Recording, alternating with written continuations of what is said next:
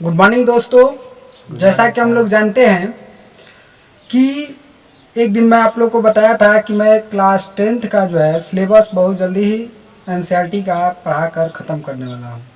उसके संदर्भ में मैं आज एक वीडियो बना रहा हूं जिसमें आपको मैं समझाने की कोशिश करूंगा बहुपद। इससे पहले मैं एक वीडियो बनाया था जिसमें बहुपद समझाने की कोशिश किया था, लेकिन वीडियो बनाने का तरीका जो था मुझे खुद ही पसंद नहीं था। और मैं ऐसा कभी नहीं चाहता हूँ कि जो चीज़ें मुझे ही अच्छा नहीं लग रही है वो कैसे मैं विश्वास रखूं कि मेरे विद्यार्थियों को या मुझे जानने वालों को ये वीडियो अच्छा लगेगी।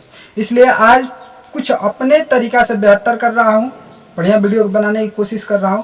आइए देखते हैं कि बहुपद क्या होता है और फिर पुनः बहुपद पढ़ने की कोशिश करते हैं। देखिए, जैसा कि मैं यहाँ पर लिखा हूँ, बहुपद और बहुपद का इंग्लिश होता है पॉलिनोमियल। पॉलिनोमियल में अगर मैं कहूं आप लोग से कि बहुपद पढ़ने के लिए दो चीज की आवश्यकता होती है। नंबर एक होता है चर और दूसरा होता है अचर। देखिए, अगर आपको चर और अचर समझ में आता है तो बहुपद बहुत आराम से समझ सकते हैं। पहले जानते हैं कि चर किसे कहते हैं और अचर किसे कहते हैं। तो देखिए, चर कहते हैं, चर को इंग्लिश में वेरिएबल के नाम से जानते हैं, जैसे A B C D E जो होता है, यानी हम लोग एक्स वाई जेड ये सब जो मानते हैं इसको चर कहते हैं। इसका मान हमेशा जो है बदलता रहता है। किसी समीकरण या किसी बहुपद में इसका मान कहीं x होता है, कहीं 2 होता है, कहीं x बराबर 3 आता है, कहीं x बराबर 20 आता है, तो इसको चर कहते हैं। और अचर, अचर को इंग्लिश में कांस्टेंट के नाम से जानते हैं। ये कभी भी बदलते नहीं है। अर्थात मैं कहूँ 5 तो 5 कभी भी 5 ही रहेगा। 5 कभी 4 नहीं हो सकता है, ना ही 3 हो सकता है, ना ही 6 हो सकता है। इसका मतलब कि जिसका मान कभी भी बदलता नहीं है उसे अचर कहते हैं, और जिसका मान हमेशा व हमेशा बदलता रहता है उसे चर के नाम से जानते हैं। तो अगर कोई कहे कि बहुपद किसे कहते हैं तो चर तथा अचर के मेल से, चर तथा अचर के मेल से अगर प्लस माइनस गुणा भाग का चिन्ह लगे तो उसे बहुपद के नाम से जानते हैं। ये क्लास 9th की चीज़ें हैं कि बहुपद किस तरह लिखा जाता है, बहुपद किस तरह नहीं लिखा जाता है। ये सब क्लास 9th में पहला ही हम लोग चैप्टर में पढ़ते हैं कि बहुपद की पहचान कैसे की जाती है। उस पर भी मैं एक वीडियो बनाया था, पुनः मैं फिर कभी बता दूंगा कि बहुपद का पहचान क्या होता है, कब कब, यानी हम उसमें ये देखते हैं कि कोई कब बहुपद होगा, कोई कब बहुपद नहीं होगा। फिलहाल पहले देखते हैं बहुपद का एक स्वरूप, तब उसकी पहचान पढ़ेंगे। अगर मैं कहूं कि 5x + 3y, इसमें देखिए चर भी है और अचर भी है। इसमें x चर है जबकि 5 जो है अचर है। यहाँ पर 3 जो है चर है, जब y जो है चर है और 3 जो है अचर है। इसका मतलब कि इसमें चर और अचर के मेल से ये बना हुआ है। कई चीज़ आती है, अगर कहूँ कि 5x + 3y तो यह भी एक बहुपद है। अगर ऐसा कहता हूँ कि 2x² + 5x + 8 तो यह भी एक बहुपद ही है। तो कहेंगे कि सर ऐसा ही ठीक बहुपद भी दिखता है और ऐसा ही ठीक समीकरण भी दिखता है, तो क्या बहुपद तथा समीकरण में कुछ अंतर होता है?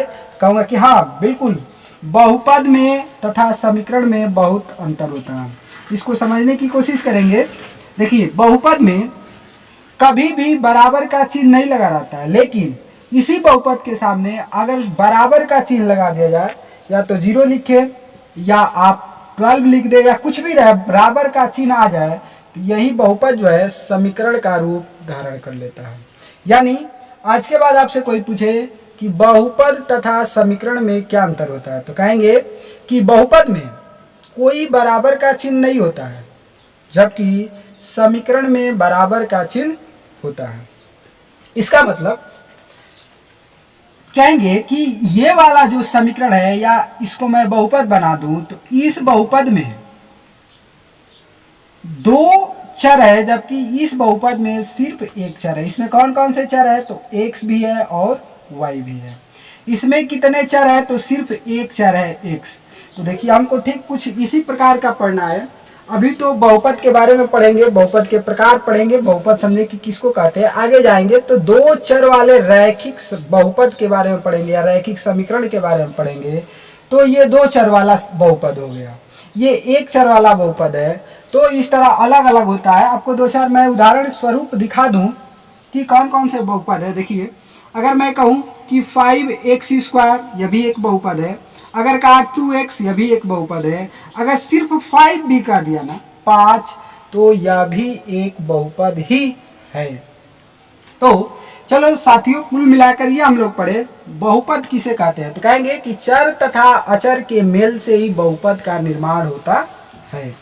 लेकिन हम लोग को पढ़ना है कि क्या इन बहुपद के प्रकार भी होते हैं कि नहीं होते हैं। तो सबसे पहले बात करेंगे कि हाँ, बहुपद के प्रकार होते हैं, लेकिन उसमें बहुत थोड़ा सा समझने वाली चीज है। समझने वाली चीज क्या है? देखिए बहुपद का प्रकार दो आधार पर बताया जाता है। कितने आधार पर? दो आधार पर। कहेंगे ये आधार क्या होता है। आधार की बात कहूं तो अगर कोई कहे मुझसे कि ये बताइए आप बड़े हैं कि छोटे हैं, मैं कहूंगा कि किसी से बड़ा हूं या किसी से छोटा हूं। किसी से तुलना किया जाएगा तो ही तो बता पाएंगे कि हम बड़े हैं कि छोटे हैं। इसलिए हमको किसी न किसी चीज को आधार बताना पड़ता है। कोई कहे कि इसकी बोर्ड की तुलना में, यानी बोर्ड की ऊंचाई से आप बड़े हैं कि छोटे हैं, तो मैं कहूंगा कि मैं छोटा हूं। अगर मैं बोर्ड से बड़ा होता, यानी तुलनात्मक बात आएगी कि बोर्ड की ऊंचाई से या मोबाइल के स्टैंड से या फलाना वस्तु से या फलाना व्यक्ति से आप बड़े हैं कि छोटे हैं, तो हम बता सकते हैं। उसी तरह बहुपद के प्रकार में भी बात करेंगे कि किस आधार पर इसका प्रकार चाहिए, इसलिए कि बहुपद का प्रकार बताते हैं। एक तो घात के आधार पर बहुपद का प्रकार बताया जाता है, दूसरा बताया जाता है पद के आधार पर बहुपद का प्रकार। तो सबसे पहले पढ़ेंगे कि पद के आधार पर बहुपद के प्रकार। क्या हेडिंग रहेगा हमारा? पद के आधार पर बहुपद का प्रकार। इसलिए सबसे पहले हमको जानना है कि पद क्या होता है बहुपद में। देखिए हम लोग चर और अचर तो पढ़े, लेकिन अब समझना है कि पद क्या होता है। तो पहले अगर मैं लिखूं एक बहुपद, जैसे लिखा हूं 3x+2, ये एक बहुपद है। ये प्लस और माइनस के चिन्ह से ही ना पद अलग होते हैं। किस चिन्ह से? प्लस तथा माइनस के चिन्ह से ही पद अलग होते हैं, न कि गुणा तथा भाग के चिन्ह से। गुणा या भाग का चिन्ह है उसे कोई मतलब नहीं, सिर्फ प्लस तथा माइनस के चिन्ह से पदों का विभाजन होता है। तो कहूं कि यह एक बहुपद है और प्लस से अलग होकर ये दो पद हो गए। इस बहुपद में दो पद है, एक पद है 3x और दूसरा पद है 2। ऐसे ही लिखूं, अगर कहीं लिखा है 5x² + 8x + 9, कहेंगे कि इस बहुपद में तीन पद है। कितने पद है? तीन पद है। एक पद है 5x², दूसरा पद है +8x और तीसरा है +9। अगर ऐसा ही मिले 4x² - 3x + 2, तो कहेंगे किसमें भी तीन पद है। पहला पद है 4x², दूसरा है -3x और तीसरा है -2।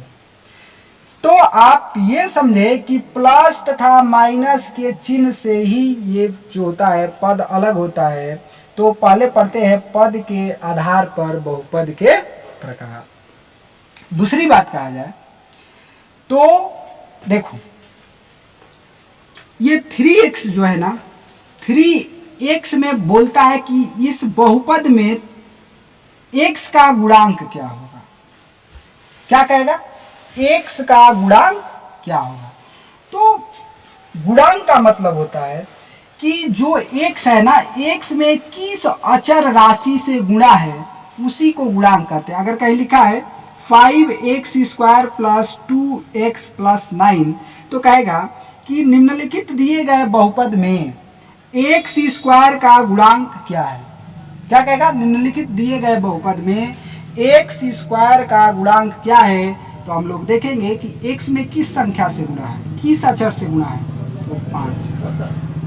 बात समझ में? नंबर 2 कहेगा कि दिए गए बहुपद में x का गुणांक क्या है, सिर्फ x कहेगा, तो x में किससे गुणा है, धन 2 से, तो हमारा जवाब होगा कि x का गुणांक 2 है। जबकि इस वाला में कुछ नहीं पूछ सकता है, कहेगा ये कह सकता है क्या, कुछ भी नहीं पूछ सकता है, इसमें क्या पूछेगा ना, उसमें कोई चर है ये नहीं है, तो बिना चर का तो पूछेगा नहीं। यानी एक बात समझे कि कोई अगर बहुपद दिया है और उस बहुपद में अगर आपसे गुणांक पूछ रहा है तो आप बताएंगी, ध्यान रखेंगी कि, या ध्यान रखेंगे आप लोग कि कभी भी किसी भी चर का जब गुणांक बताया जाता है तो उसके आगे जो चिन्ह होता है, चिन्ह के सदैव साथ ही बोला जाता है। कोई कहे कि x का गुणांक क्या है, तो अगर यहाँ पर धन 2 है तो आप 2 बोलिए, अगर -2 है तो आपको -2 ही बोलना है। जैसे इस बहुपद में बोला जाए कि x का गुणांक क्या है, तो हमारा जवाब होगा -3, चिन्ह के क्या करना है, साथ बोलना है। यानी हम लोग सीखे कि किसी बहुपद का अगर गुणांक पूछा जाए, बहुपद में गुणांक, बहुपद का गुणांक नहीं होता है, किसी चर का गुणांक पूछा जाए तो हम लोग अब आराम से बता सकते हैं। हाँ, एक और बात बता दूं, कभी भी आप किसी भी चीज़ का थोड़ा सा आप इंग्लिश वर्ड भी जानते रहिए, ताकि ये आपको महसूस ना हो कि अगर कोई सीबीएसई बोर्ड का विद्यार्थी आपके पास पढ़ता है या कोई क्वेश्चन पूछता है तो आपको बहुत ज़्यादा तकलीफ हो। क्वेश्चंस तो समझ में आते हैं लेकिन ये नहीं आता है समझ में, तो पूछ क्या रहा है, लगता है बहुपद ऐसा ही है, देखा ही हूँ, हल निकाल देंगे ये, लेकिन क्या पूछ रहा है नहीं बता पाते हैं। ये जो मैं गुणांक की रट लगाया हूँ ना, इस गुणांक को इंग्लिश में कोफिशिएंट के नाम से जानते हैं। किसके नाम से, कोफिशिएंट के नाम से। कहेगा कि x² का कोफिशिएंट क्या है, x का कोफिशिएंट क्या है, तो मुझे लगता है कि आपको अब कोई फर्क नहीं पड़ेगा, या तो कोफिशिएंट कहे या तो गुणांक कहे। चलिए चलते हैं पद के आधार पर बहुपद के प्रकार पर देखेंगे। सबसे पहले पहला आता है एक पदीय बहुपद। क्या आता है, एक पदीय बहुपद। ये जो चीज है ना, हम लोग बहुत छोटे क्लास से पढ़ रहे हैं। एक पदीय बहुपद बहुत आसान भी चीज है, इसको इंग्लिश में मोनोमियल कहते हैं। क्या कहते हैं, मोनोमियल, पॉलिनोमियल। इसका मतलब कि एक ऐसा बहुपद जिसमें सिर्फ एक पद हो, एक ऐसा बहुपद जिसमें सिर्फ एक पद हो, उसे क्या कहते हैं, एक पदीय बहुपद के नाम से जानते हैं। जैसे मैं कहूं 2x, सिर्फ एक पद है, बहुपद भी है कामा। अगर कहूं 5, यह भी एक बहुपद है, तो आप कहेंगे कि सर 5 में आप बोले हैं कि चर तथा अचर के मेल से बहुपद का निर्माण होता है, तो ये तो सिर्फ अचर है। हाँ साहब, अचर है, लेकिन इसमें चर भी छुपा है, जिसको आप इस तरह लिख सकते हैं। कहीं लिखा है 5x, तो यहाँ पर इंटू x का पावर 0 भी लिख सकते हैं, यानी 5x का पावर 0। और किसी भी संख्या का अगर घात शून्य हो जाए, किसी भी संख्या का घात शून्य हो जाए, तो इसका मान जो होता है सदैव 1 के बराबर होता है। तो मुझे लगता है कि कोई अंतर नहीं पड़ेगा, 5 में 1 बराबर 5 ही होगा। तो यह भी एक बहुपद है, या अचर जो भी होते हैं वह एक बहुपद कहे जा सकते हैं, उसमें कोई संदेह नहीं है। यानी हम लोगों ने यहाँ पर सीखा कि एक पदीय बहुपद किसे कहते हैं, तो कहेंगे कि जिसमें सिर्फ एक पद होते हैं उसे क्या कहते हैं, एक पदीय बहुपद कहते हैं। जैसे अगर मैंने लिख किया कि 5x का पावर यहाँ पर 100 भी होना, तो भी ये क्या है, एक पदीय बहुपद है। यहाँ पर -5x का पावर 200 भी होना तो कोई परेशानी नहीं है, यह एक पदीय बहुपद ही है। -200x भी लिखा है तो ये क्या है, एक पदीय बहुपद ही है। मुझे लगता है कि इतना चीज़ें आपको बहुत आसान लग रही होंगी, क्लास 10th की चीज़ है, बहुत आसान है। आप बहुपद बहुत छोटे से पढ़ रहे हैं, क्लास 6 में ही हम लोग को सुनने के लिए मिलता है। पढ़ते हैं आगे, द्विपदीय बहुपद। कौन सा बहुपद, द्विपदीय बहुपद। देखिए द्विपदीय बहुपद को इंग्लिश में बाइनोमियल के नाम से जानते हैं, बाइनोमियल, पॉलिनोमियल। देखिए कहेंगे एक ऐसा बहुपद जिसमें दो पद होते हैं उसे द्विपदीय बहुपद कहते हैं। आपसे उदाहरण बोला जाए तो बड़ी आराम से बहुत सारा उदाहरण दे सकते हैं। 2x + 3 इसमें कितने पद हैं? दो पद है। आपको बोला जाए 5x² - 100 इसमें दो पद है। आपसे बोला जाए कि 4x³ - 500 भी बोला जाए तो एक पद ये हो गया और एक पद ये हो गया। इस तरह आप जितना चाहे उतना उदाहरण दे सकते हैं। लेकिन एक बात आपको ध्यान रखनी है, कभी भी अगर आ जाए -500 + 3 और बोला जाए कि इसमें कितने पद है तो आप गलती से मत कहिएगा कि ये द्विपदीय बहुपद है, इसलिए कि यह दोनों क्या है? अचर है और इनको जोड़ा या घटाया जा सकता है। तो इसको जैसे ही आप हल करेंगे 500-3 करेंगे -500-3 तो 497 माइनस कितना आ जाएगा? 497, जबकि इसमें कितना पद हुआ? सिर्फ एक पद हुआ। तो आपको एक बात ध्यान रहे कि कह दिया है कि अगर आपको कह दिया है कि 2x + 8x द्विपदीय बहुपद है कि एक पदीय बहुपद है तो आपको 100% ध्यान रखना है। दोनों को जोड़ेंगे तो 10x होगा और 10x सदैव एक पदीय बहुपद ही है। यानी इस बात को आप ध्यान में रखिएगा, कभी भी ऐसी कभी गलती नहीं करना है। चलिए द्विपदीय बहुपद के बाद चला जाए तो आता है आगे त्रिपदीय बहुपद। क्या आता है? त्रिपदीय बहुपद, जिसको इंग्लिश में ट्राइनोमियल के नाम से, ट्राइनोमियल पॉलिनोमियल के नाम से जानते हैं। देखिए सिंपल सी आपके मन में ये परिभाषा चल रहा होगा, इन दोनों की तरह एक ऐसा बहुपद जिसमें सिर्फ 3 पद होते हैं उसे क्या कहते हैं? त्रिपदीय बहुपद के नाम से जानते हैं। बिल्कुल आप 100% सही है। बोला जाए 3x³ + 2x² + 3 कहा जाए तो इसमें 3 पद है या त्रिपदीय बहुपद है, निसंदेह बोल सकते हैं। -100x² प्लस अगर बोला जाए कि 100y² + 8 दे दे तो इसको भी कहेंगे कि यह त्रिपदीय बहुपद ही है। कभी ये नहीं सोचना है कि इस बहुपद में एक चर है कि दो चर है, 20 चर है, चाहे कितना भी चर हो वह बहुपद होगा ही। यानी इसमें दो चर है, एक है x और दूसरा है y, लेकिन यह है तो त्रिपदीय बहुपद ही है। यानी आप समझ गए कि एक पदीय बहुपद ऐसा बहुपद जिसमें सिर्फ एक पद होता है उसे एक पदीय बहुपद कहते हैं। एक ऐसा बहुपद जिसमें दो पद होता है उसे द्विपदीय बहुपद कहते हैं।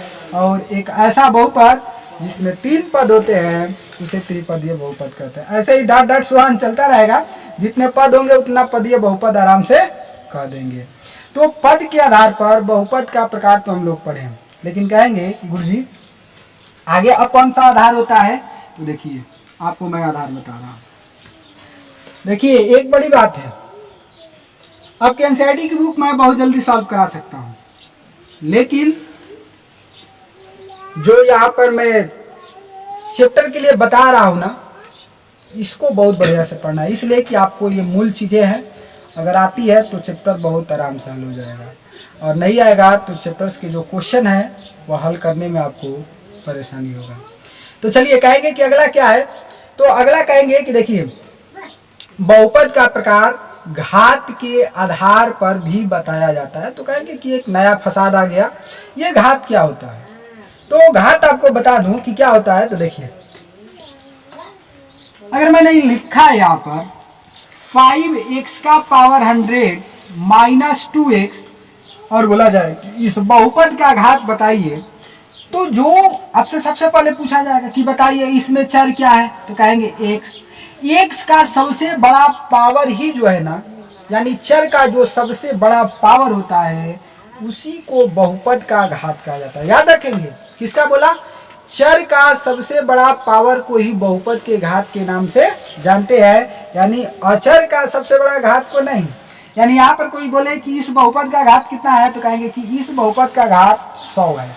अगर कहीं लिखा है 3x² + 5x + 8, तो अगर इसका कोई पूछे कि इस बहुपद का घात कितना है, तो कहेंगे कि बहुपद का घात, बहुपद में चर जो है हमारे पास x है और x का सबसे बड़ा जो पावर है वह 2 है, इसलिए इस बहुपद का जो घात होगा वह 2 होगा। अगर ये ऐसे ही आ जाए 3x का power 3 plus 2x square plus 8 और बोला जाए कि इस बहुपद का घात क्या होगा, तो कहेंगे कि यहाँ पर चर हमारे पास x है और x का जो सबसे बड़ा पावर है ना वह 3 है, इसलिए इस बहुपद का घात 3 ही होगा।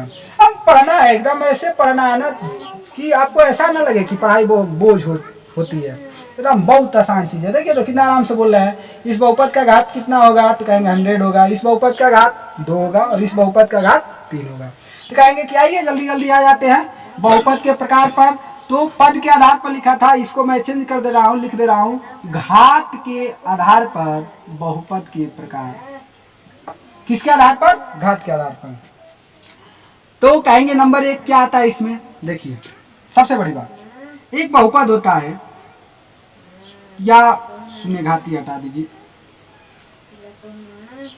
रैखिक बहुपद। रैखिक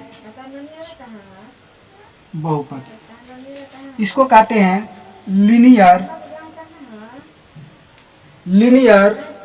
पॉलिनोमियल। क्या कहते हैं इसको? लीनियर पॉलिनोमियल के नाम से जानते हैं। किसके नाम से जानते हैं? Linear polynomial. देखिए आपको बता दूं, रैखिक बहुपद किसे कहते हैं? एक ऐसा बहुपद जिसका घात शून्य, एक ऐसा बहुपद जिसका घात 1 होता है उसे रैखिक बहुपद कहते हैं। अगर मैं कहूं कि 2x प्लस 3, यहां पर हमारे पास चर क्या है? x है, और चर का सबसे बड़ा घात क्या है? तो 1 है, तो इसलिए इसको रैखिक बहुपद के नाम से जानते हैं। अगर बोला जाए 5x प्लस 3y, बोला जाए कि इस बहुपद का घात क्या होगा, तो कहेंगे कि हमारे पास 2 चर है, लेकिन चरों में सबसे जो बड़ा घात है वह 1 ही है, तो इस बहुपद को क्या कहेंगे? या रैखिक बहुपद है, यानी इसका घात 1 है। फिर बोलेंगे कि अगर ऐसा दे कि 8x माइनस 5 का पावर 25 दे दे, 5 का पावर 25 दे दे, कहेंगे ये एक बहुपद है, लेकिन इसका घात 1 है। ये अचर का घात कितना है उससे कोई मैटर नहीं करता है, हमको अचर का घात नहीं बताना है। किसका घात बताना है? चर का घात बताना है। तो 8x माइनस 5 का पावर 25 आ जाए, तो यहाँ पर जो x का घात है 1 है, इसलिए इसे कहेंगे रैखिक बहुपद के नाम से जानेंगे। कहिए यहाँ तक कोई परेशानी? आइए देखते हैं। तो हम लोग रैखिक बहुपद समझ गए। इसी तरह आते हैं दूसरा जो इसमें टाइप आता है वह होता है द्विघातीय बहुपद। क्या आता है मुन्ना? द्विघातीय बहुपद, जिसको बाई नहीं होता है, क्या कहते हैं इंग्लिश में? द्विघातीय बहुपद को इंग्लिश में क्वाड्रेटिक पॉलिनोमियल के नाम से जानते हैं। Quadratic polynomial. देखिए एक ऐसा बहुपद जिसका घात 2 होता है उसे द्विघातीय बहुपद के नाम से जानते हैं। जैसे आपको उदाहरण दिखा दूं, 5x square plus 8x plus, अगर यहाँ पर 1 दिया है तो पद के आधार पर यह त्रिपदीय बहुपद है, लेकिन घात के आधार पर यह द्विघातीय बहुपद है। यहाँ पर जो सबसे बड़ा जो चर का पावर है वह 2 है, इसलिए यह कौन सा बहुपद है? द्विघातीय बहुपद है। अगर मैं कहूँ 8x का पावर 2, फिर यहाँ पर लिखूं कि 9y प्लस अगर 10 दिया है तो कहा जाए कि इसका घात क्या होगा इस बहुपद का, तो कहेंगे कि यहाँ पर जो हमारे पास चर है, चर का सबसे बड़ा पावर जो है 2 है, इसलिए यह भी एक द्विघातीय ही बहुपद है। इस तरह हम बता सकते हैं आराम से। और तीसरा पर चला जाए तो तीसरा होता है, देखेंगे नंबर 3, तो उसको कहते हैं त्रिघातीय बहुपद। और त्रिघातीय बहुपद को इंग्लिश में क्या कहते हैं? तो क्यूबिक पॉलिनोमियल के नाम से जानते हैं। किसके नाम से? क्यूबिक पोलिनोमियल के नाम से जानते हैं। ऐसा बहुपद जिसका घात 3 होता है उसको क्या कहते हैं? त्रिघातीय बहुपद। जैसे आपसे बोला जाए तो आप तो धड़ से उड़ा देंगे, 3x + 2x² + 5x + 8 आए तो कहेंगे कि यह एक त्रिघातीय बहुपद है। यानी इसमें जो हमारे पास चर है, चर का सबसे बड़ा पावर क्या है? 3 है, इसलिए इस बहुपद का घात कितना होगा? 3 होगा। अगर कोई कहे कि 5x² प्लस यहाँ पर अगर 10 भी दे दिया है तो पद कितने हैं उसे कोई नहीं मैटर है, सिर्फ चर का सबसे बड़ा पावर क्या है तो वह 2 है, इसलिए यह द्विघातीय होगा। लेकिन मैं त्रिघातीय बता रहा हूँ तो इसका पावर अगर मैं 3 कर दूं तो इसको त्रिघातीय बहुपद के नाम से जानते हैं। डॉट डॉट स्वान इसी तरह चलता रहता है। लेकिन आपसे कोई पूछेगा, याद रखेंगे कि अगर कह दिया है कि x का पावर 100 माइनस 5 y का पावर 200 यह एक बहुपद है कि नहीं, तो कहेंगे बहुपद है कंफर्म। और बोला जाए कि इस बहुपद का घात क्या होगा तो हम कहेंगे कि इस बहुपद का घात यानी चर का सबसे बड़ा पावर 200 है, इसलिए इस बहुपद का घात 200 होगा। ये तो एक हम बस पढ़े कि घात के आधार पर बहुपद के प्रकार, रैखिक बहुपद, द्विघातीय बहुपद और त्रिघातीय बहुपद। इस तरह हम लोगों ने इतना चीजें पढ़ा। आगे आपको मैं धीरे धीरे सिखाऊंगा। नेक्स्ट वीडियो में आप पाएंगे कि कैसे बहुपद में इसका x तथा y का मान निकाला जाता है, निकालना सिखाऊंगा। यानी सारी चीजें आपको मैं विश्वास दिलाता हूं कि एनसीईआरटी का एक एक क्वेश्चन बहुत बढ़िया से समझाने वाला हूं। आप सिर्फ यहाँ पर पढ़ने के लिए नहीं, मैं आपको इतना बढ़िया से पढ़ाऊंगा कि आप एक अच्छा मास्टर हो सकते हैं। यानी आप एक बार पढ़ने के बाद ऐसा लगेगा कि मैं अब ये चीजें किसी दूसरे को पढ़ा सकता हूं। तो आज की वीडियो में इतना ही, फिर मिलेंगे नेक्स्ट एपिसोड में। Thank you, have a nice day and enjoy your day.